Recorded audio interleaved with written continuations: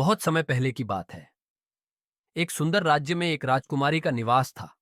उसका नाम रुक्मिणी था और उसकी सुंदरता की कहानियां दूर दूर तक फैली हुई थीं। लेकिन वह केवल सुंदर ही नहीं, बल्कि बहादुर और समझदार भी थी। वह अपने राज्य के लोगों का ख्याल रखने में कोई कसर नहीं छोड़ती थी। एक दिन राज्य के पास ही एक भयावह राक्षस राजा का आगमन हुआ।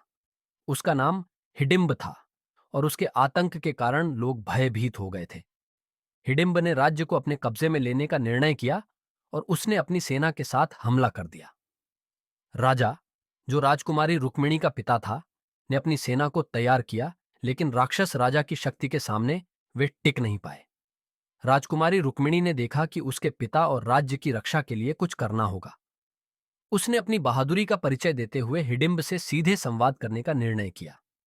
राजकुमारी ने अपने विश्वास और समझदारी से हिडिंब को समझाने की कोशिश की कि शांति और सहयोग का मार्ग सबसे अच्छा है।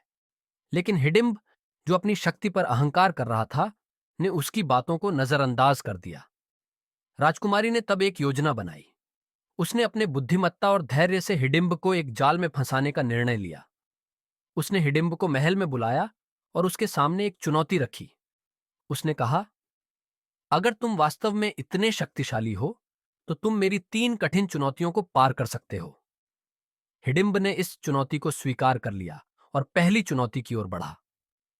पहली चुनौती थी महल के बगीचे में छिपी हुई एक मूल्यवान मणि को ढूंढना। हिडिंब ने अपनी पूरी ताकत और जादू का इस्तेमाल किया, लेकिन वह मणि नहीं ढूंढ पाया। दूसरी चुनौती थी महल की सबसे ऊंची मीनार पर चढ़ना और वहां से एक विशिष्ट तारा को छूना। हिडिंब ने बहुत कोशिश की, लेकिन वह भी असफल रहा। तीसरी और अंतिम चुनौती थी राजकुमारी के द्वारा रखी गई एक पहेली का उत्तर देना। हिडिंब ने अपने सभी ज्ञान और जादू का इस्तेमाल किया, लेकिन वह पहेली को सुलझा नहीं पाया। हिडिंब ने अपनी हार मान ली और राजकुमारी की बुद्धिमत्ता और साहस को सराहा। उसने राज्य को छोड़ दिया और वापस अपने जंगल में चला गया।